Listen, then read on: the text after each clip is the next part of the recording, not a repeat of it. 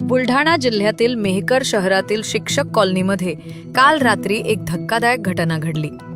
पत्नीच्या चारित्र्यावर संशय घेत पतीने पत्नी आज 4 वर्षाच्या चिमुकल्या मुलाची हत्या केल्याची घटना समोर आली आहे. यामुळे संपूर्ण मेहकर शहर हादरून गेले. या घटनेत रुपाली राहुल म्हस्के वय 30 आणि त्यांचा 4 वर्षाचा मुलगा रियांश राहुल म्हस्के यांचा मृत्यू झालाय. आरोपी पतीचे नाव राहुल हरी म्हस्के असे आहे.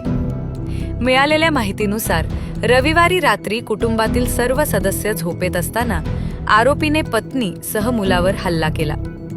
या हल्ल्यात मुलाचा जागीच मृत्यू झाला, तर गंभीर जखमी झालेल्या रुपाली यांना उपचारासाठी रुग्णालयात दाखल करण्यात आले होते. तर पुढील उपचारासाठी छत्रपती संभाजीनगर येथे नेत असताना रस्त्यातच त्यांचा मृत्यू झाला.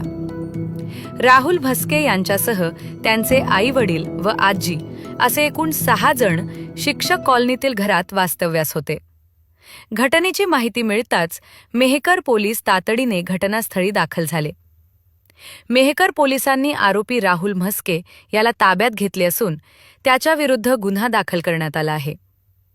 घटनेमागील नेमके कारण, संशयाची पार्श्वभूमी आणि आरोपीची मानसिक स्थिती याबाबत तपास सुरू असल्याची माहिती पोलिसांनी दिली आहे.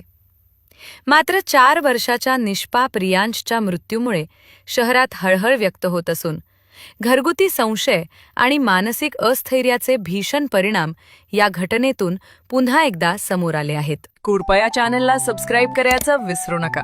बातमीला लाईक करून शेअर करा. धन्यवाद. नहीं, मगर मैंने टच किया